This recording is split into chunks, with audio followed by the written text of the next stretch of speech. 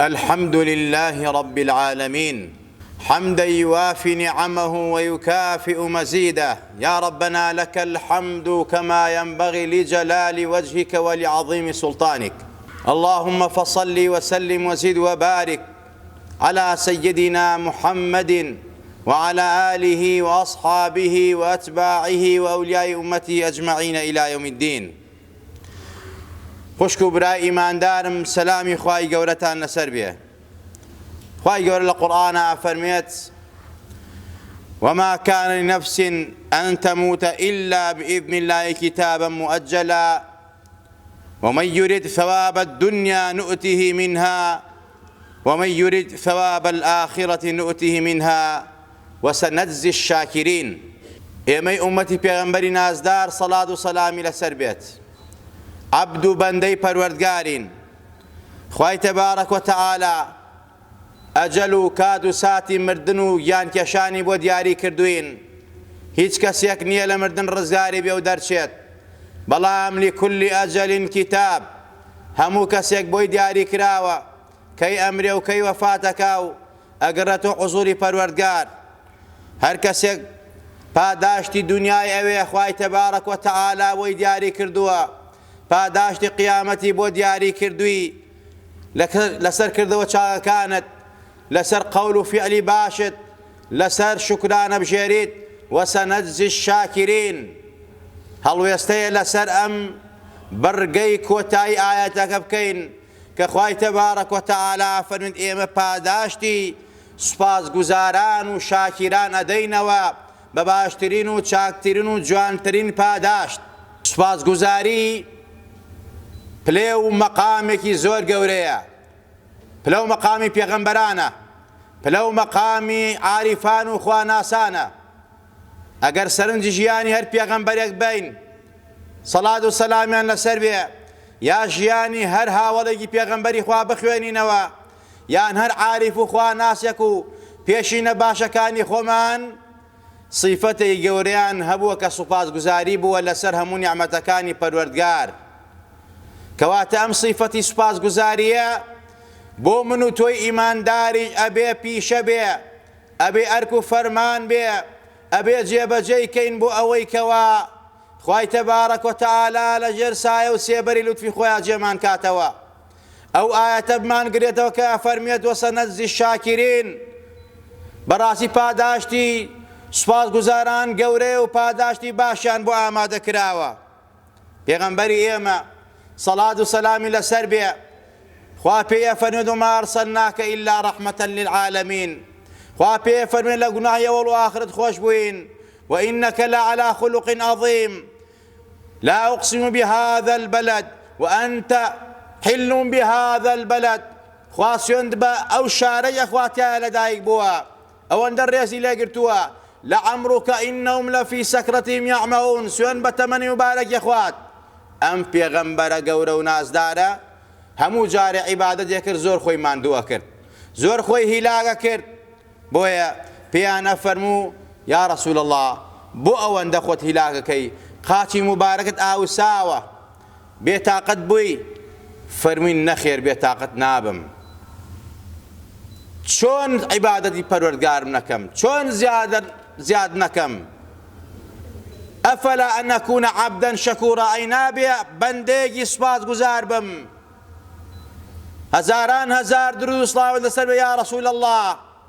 من و تۆ فێرەکە مەغرور نەبین بە عیبادەتمان، بە چاکەمان، لە سوپاسگوزاری نەوەستین.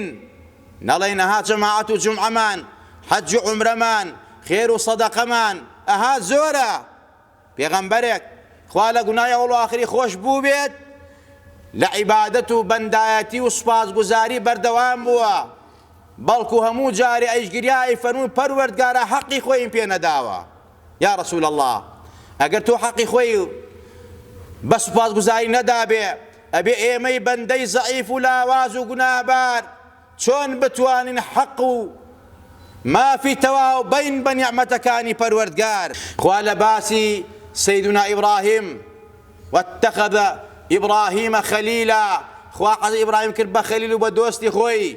ئەو حەزەتی ئیبراهیمە کە ئەبوو الئەنبیایە، سلامي خوای لەسەر بێ ئەفەرمێت خوا لەبارەیەوە إن إبراهيم كان أمة قانتا لله حنيفا ولم يكن من المشركين شاكرا لأنعمه اجتباه وهداه إلى صراط مستقيم.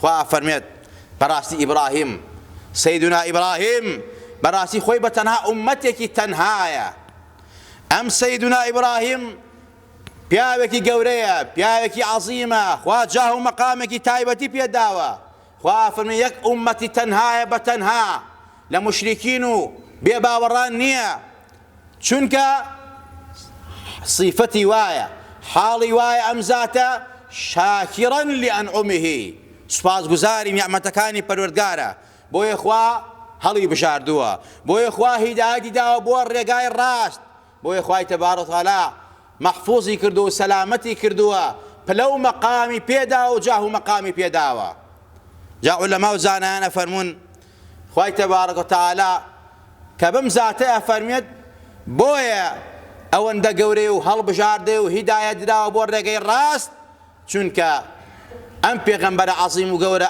ئەبوو ئەنبیا خوا ئەفەرمێت صیفەتی وایە شاکرا لئەنعومه سوپاسگوزار لەسەر نیعمەتەکان ئەو هەموو نیعمەتەی بەسەر من و تۆ هەیە نیعمەتی لەشساغی نیعمەتی ئەمن و ئەمان نیعمەتی ڕزق و ڕۆزی نیعمەتی ئەولاد ئازیزان و خۆشەویستان زۆر جارە کابرا ڕزق و ڕۆزی بەس بەوە حاڵی بووە پارە و پوڵی زۆر زێر و ئاڵتون بێ نەخێر ئینسان لەشی ساغ بێ ئەوە ڕزقە ئینسان بەڕاستی دوور بێ لە فیتنە و ئاژاوە و ئەمانە بەڕاستی ڕزقە ئەمن و ئەمانی بێ ڕزقە وڵاتی ئەمانی ببێ ڕزقە دوور بێ لە فیتنە و لە بەڵاو مصیبەت ئەمە ڕزقە ئەمە بەرەکەتە ئەمە جنودی پەروەردگارە ئەمەیش بەچی ئەمە نیعمەتی پەروەردگارە بەچی بەردەوامە بێت وەکو عولەمایانی سەلەف فەرمویانە عارفان و خواناسان قەیەدوا نعم الله بشکرها نیعمەتەکانی خوا ببەستنەوە بە سوپاسگوزاری بۆ ئەوەی کەوا بەردەوام بێ فكلوا مما رزقكم الله حلالا طيبا واشكروا نعمة الله إن كنتم إياه تعبدون. خوای تبارک و تعالی فەرمێت بخۆن لە ڕزقی پەروەردگار ئەو هەموو ڕزقەکە پێی داون وەک ئەرزم کردن ڕزق هەر پارە و پوڵ نییە لەشی ساقە ئەولادت هەیە مناڵی ساڵحەت هەیە لە وڵاتێکی ئەمن و ئەمانای کێشە و گرفت نییە ئەمە ڕزقە ئەمە ڕزقی پەروەردگارە لێی بخۆ حەلالە و طەیبە لەو ڕزقە حەڵاڵە طەیبە بخۆ خوا پێی یاوی سوپاسگوزاری نیعمەتەکانی پەروەردگار بکە ئەگەر تۆ بەڕاستی بەندایەتی پەروەردگارەکەی ئەگەر تۆ بەڕاستی نوێژەکەی بەڕاستی ڕۆژ و ئەگری بەڕاستی عیبادەتەکان جێبەجێەکەی توقوسەکان جێبەجێەکەی دەی تۆ فەرمایشتەکانی خوا جێبەجێەکەی بیسەلمێنە کەوا تۆ بەندەی ڕاساڵی پەروەردگاری بەچی بە سوپاسگوزاری بەس بە قەول نابێ بڵێ ئەلحەمدولیلا لەسەر نیعمەتەکانی پەروەردگار شکر لەسەر نیعمەتەکانی پەروەردگار ئەبێ تۆ بە قەول و بە فیعل بیسەلمێنی کە تۆ سوپاسگوزاری پەروەردگاری ناشکری نیعمەتەکان ناکەی بۆیە خوای تەبارەک و تەعالا لە چەندین ئاەتە ئاماژە بەوەکە ئەگەر ئێوەی بەندە ئێوەی ڕاساڵ ئێوە سوپاسگوزاری پەروەردگار بن لەسەر نیعمەتەکانی لئین شەکەرتم لأزيدنكم ولئن كفرتم إن عذابي لشديد. خوای تبارک و تعالی فرمید ئەفەرمێ ئەگەر ئێوە سوپاسگوزار بن لەسەر نیعمەتەکانی من بەڕاستی منی بۆتان زیاد دەکەم بۆتان گەورەتر ئەکەم زیاتر موفقتان ئەکەم بەڵام ئەگەر بێت و ئێوە سوپاسگوزار نەبن بەڕاستی عەزابی من توندوتیژ ئاگاتان لە خۆتان بێ. شێخی نابلیسی عالمی گەورە زانایەکی تەقی و نەقی لە حاڵی حیاتایە ئەفەرمێت لێکی لە سەرچاو کتێبەکانی خۆیان لە تەفسیرەکەی ئەفەرمێت کابرایەکی دەوڵەمەند و سەرمایەدار هەبوو لەگەڵ ئەو هەموو سەرمایەداریە خوا سیحەت و عافەتێکی باشی پێدا بوو بەڵام سوپاسگوزاری پەروەردگار نەبوو. هەر کەسێ بچوایە بۆ لای ئەی ئیتر باسی شکای حاڵی خۆیە کرد کورە ڕزق و ڕۆزی نەماوە کورە کاسبی نەماوە کورە ئیش و کار نەماوە کورە مەکەی وەز ئەخەڵکی تایە ئابەم شێوازە تعبیری حاڵی خۆیە کردەوە و ژیانی خۆی بۆ خەڵکی باسە کرد فەرمووی خوا هێنای بەسەریان نەخۆش کەوت تووشی نەخۆشە بۆ چارەسەری نەبوو تی چوومە بۆ لای وتی دکتۆر نابلیسی والله ئینسان نانی ئێوارەی نەبێ بیخوا بەس لەشی ساق بێ. زۆرێک ئێستا بەڕاستی حاڵی باشە، وەزعی باشە، فەقیر نییە، ژار نییە، بیدوێنە بەڕاستی لەسەر دەست ژیان، ناڕەحەتی ژیان، بێکاری و بێکاسپی ئیتر ئەوەندەشت دروستەکە بەڕاستی ئینسان بەزەی پێیاتەوە. لەگەڵ ئەوەش ئەگەر سیارەکەی ژێری بفرۆشێت یا مەسەلەی چەند خانوویەکی گیان بفرۆشێت 5 ساڵ 6 ساڵ پێشی لێ سوپاسگوزاری پەروەردگار بە، خەڵکی ئەوەیشی نییە. بۆیە پێغەمبەر فەرمێ صلی الله علیه وسلم ئینسان سەیری سەرووی خۆیەوە نەکا، سەیری خوار خۆیەوە بکە، سەیری خوار خۆیەوە بکە، بزانە تۆ لە خوار خۆتەوە چی هەیە، ئەویش عەبدە وەک تۆ، هیچ فەرقتان نییە لای پەروەردگار، لەوچی ئەو بەڕێزتر بێ، هەلی تەقوایە. لە کتێبە شەرعەکان ئاماژەی پێکراوە فەرمێت پاشایەک نەخۆشەکەوێت ئەڵەن چارەسەری نییە ئیلا ئەبێ کراسی کابرایەکی فەقیر وەژار لەبەرکە، کابرایەکی بەختەوەر، کابرایەکی بەقەناعەت، کابرایەکی عابید و خواناس ئەگەڕێن ئەملاکەن ئەولاکەن وەزیر و گزیرەکان و چواردەر و دار و دەستەکەی ئەگەڕێنە کابرایەکە لە کووخێکە گوێیان لێیە کووخێک خێمەیەک بەنەیجە دروست کراوە هەموو کەستیان ناژی گوێیان لێ ئەم کابرا ئەڵێ سوپاس بۆ خوا ئەم ئێوارەی لە تێنانم پیا کرد، ئەی خۆم لەگەڵ ئاوا لەسەر حەسیە شڕەکەی خۆم ئەخەوم پاشای وەکو من نییە، ئەڵێ پاشای وەکو من نییە، گوێیان لێ لەم کەسە بەختەوەرترمان دەست ناکەوێت، لەم کەسە باشترمان با بڕێن کراسەکەی بەری بەرین و پاشا شیفای بۆ بێ، کاتێک کە ئەڕۆ نەزان کراسشی لە بەرانیە. بەختەوەری بە ماڵ و سەر و سامان نییە.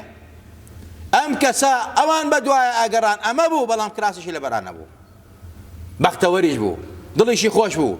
القەناعەت کەنز لا یفنا، پێغەمبەر فەرمێت قەناعەت بە وەزعی خۆت بەوەی کە خوا پێی یاوی سەروەتێکی نەبراوەیە شکری خوای لەسەر بکە، بە شکری خوا ئەو نیعمەتانە بەسەرەوە، خوا سیحەت و عافێتی پێی داوی، ئەمە گەورەترین ماڵ و سامانە بۆ تۆ، ناشکر مەبە. خەڵکەی ئەوەی نییە بەدەست بۆ دەرمانەوە ئەناڵێنێت وەفی ئەنفوسیکم ئەفەلا تبصرون، سەیری نەفسی خۆتان کەن، سەیری نیعمەتی چاو، سەیری نیعمەتی لوت، هەناسەدان، دەم و زبان، شیرینی ناودەم، دەست و قاچ، ئەمانە هەمووی نیعمەتن، ئەمانە ڕزق و ڕۆزی حەڵاڵن. حەکیمێک دانایەک فەیلسوفێک بە پیاوێک ئەڵێ ڕازی ئەبی لە مقابلی چاوتا من 10,000 درهەمە بەمێ، ئەڵێن نەخێر. لە مقابلی زبانتا 10,000 درهەمە بەمێ، ئەڵێن نەخێر. لە مقابلی دەست و قاشتا پارەت بەمێ، ئەڵێن نەخێر. لە مقابلی صحەت و عافێتتا، لە مقابلی هەموو ئەندامەکانی گیانتا ڕازیت تۆ من ئەوەندە پارەت بەمێ، ئەڵێن نەخێر. ئەڵێ دەی سوپاسگوزار بە لەسەری، سوپاسگوزار بە لەسەری. صحەت و عافەت بە پارە دەست ناکەوێت، چەند دەوڵەمەند هەیە ناتوانێت کەباب بخوا، کورە ناتوانێت لە تێنان بە چاکی بخوا، ئەگەر بۆ عیلاجەکەی لەگەڵا نەخوا، کەواتە ئەمە نیعمەتی پەروەردگارە، سوپاسگوزار بە لەسەری. ئازیزان و خۆشەویستان، شکر صیفەت ناوێکی پەروەردگارە، بۆیە خوا سوپاسگوزاری عەبدەکانی پێخۆشە. و بۆ معلوماتیشتان کەم لە عەبدەکانی پەروەردگار سوپاسگوزارە بە تەواوی، کەمینەیەک، چونکە زۆرینەی خەڵق ناشکورە بەرامبەر بە نیعمەتەکانی پەروەردگار. قەلیل من عیبادی شەکوور، خوا فەرمێت کەمێک لە بەندەکانی من سوپاسگوزاری نیعمەتەکانن ئەزانن من چ نیعمەتێکم پێداون. خوای تبارك وتعالى فرمت والله أخرجكم من بطون أمهاتكم لا تعلمون شيئا وجعل لكم السمع والأبصار والأفئدة لعلكم تشكرون. خواه فرمت يوم دروس كردوه خلق كردون لنبونه وإمهنا وتبون هیچ نازانن چاو دەست و قاچ و صحت و عافیتن پێ داون بۆ سوپاسگوزارین بن. سوپاسگوزاری خوا بە بەندایەتی ئەبێ، بەوە بزانی کە تۆ بەندەی خوای سوجدەی وەبەری، نەک بەس بەدەم، یعنی ئێمە سوجدەی شکرمان هەیە، نوێی شکرمان هەیە، ڕۆژوو شکرمان هەیە، سەدەقەی شکرمان هەیە، ئەمانە هەمووی سوپاسگوزاریە. ئەبێت تۆ لە یادی نەکەی ڕەحم و سۆزت هەبێ بەرامبەر بە هەژار و فەقیر، بەرامبەر بە نەخۆشەکان، بەرامبەر بە کۆمەلگا، بەرامبەر بە ئەولاد، بەرامبەر بە هەوڵ مناڵ، ئەمە سوپاسگوزاریە. بەس سوپاسگوزاری بەدەم تەواو نابێ، ئەبێ ئاگامان لەوە بێ ئازیزان و خۆشەویستان. کەواتە ئێمە بمانەوێ نیعمەتەکانی خوا بەردەوام بێ لەسەرمان، ئەبێ بیبەسینەوە بەچی؟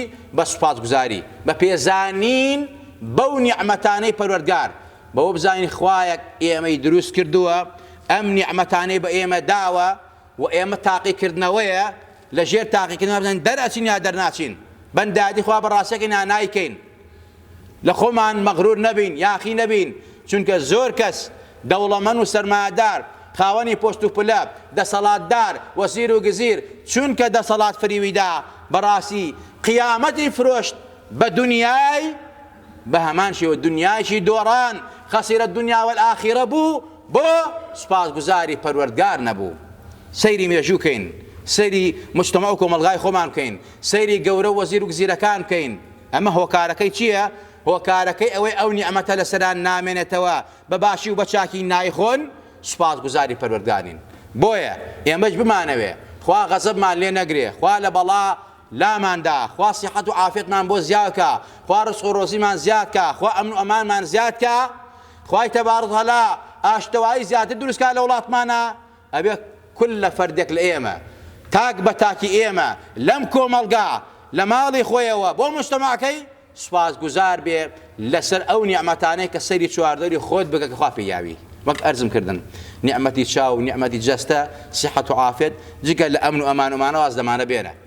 بڕۆ خەستەخانەیەکەوە ئەوانەی غەسلی گورچیلەیەکەن، بڕۆ ئەوانەیەکەوە نەخۆشینی دڵیان هەیە، ئەوانەی کە مەسەلە شەکرە و زەختیان هەیە، ئەوانەی کە مەسەلەی سەرەتانیان هەیە، بڕۆ خەستەخانەی هیوا، بڕۆ خەستەخانەکان نەخۆشەکان ببینن، بزانن ئەم نەخۆشانە وەکو تو عەبدن، بەندەی پەروەردگارن، بەڵام ئێستا ئەمە لە ژێر تاقیکردنەوەوان ئەم سیحەت و عافیەت لێستانەتەوە تۆ بەڕاستی لەو زیاتر نیت.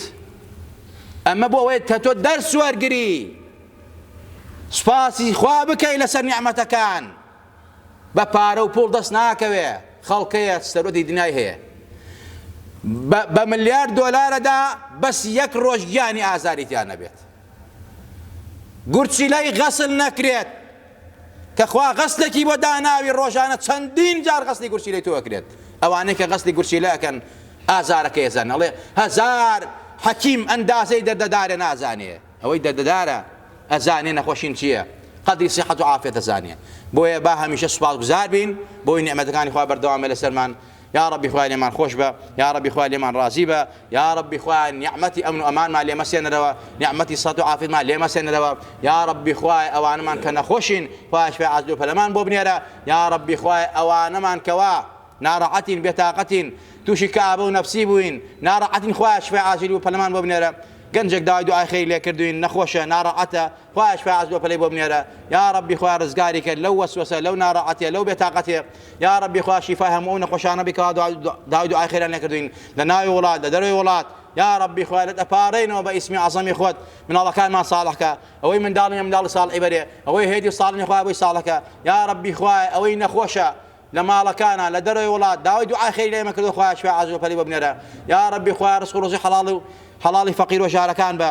یا ربی خوای ئەو دەوڵەمەندانەی کەوا دەرگای خێریان، دەرگای دەستبڵاویان لە فەقیر و ژارەکان کردێتەوە، هاوکاریان هەن خوای برژێنە بەسەرانە، خوای بیکە کەشتی نەجاتیان، شیفای نەخۆشیان. یا ربی خوای گیان گەنجەکانمان ساڵحکەی. یا ربی خوای نەوەیی پاکی دووار ڕۆژ بن، کار بەدەستی وڵاتمان ساڵحکەی، ئیمانداریان کەی، بە ویژدان و بە ئینسافیان کەی، لەگەڵ ئەم میلەتە خۆشەویستیان کەی پەروەردگارە.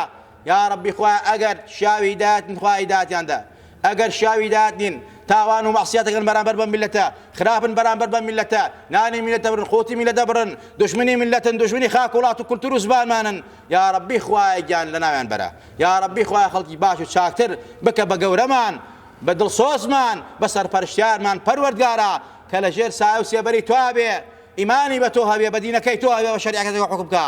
یا ربی خوای لە دەپارڕینەوە بە ئیمان و مانژێن و مانوێنە زیندومان کردەوە.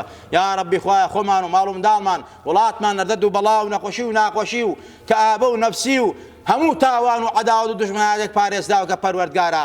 یا ربی خوای لە دەپارڕینەوە بە ئیسمی عەزەمی خۆت ئەوانەی کەوا خزمەت بەم شەریعەتەی تۆ ئەکەن، ئەوانەی خزمەت بە ماڵەکانی تۆ ئەکەن، مزگەوتەکانی تۆ دروست ئەکەن و ئاوەدانی ئەکەنەوە.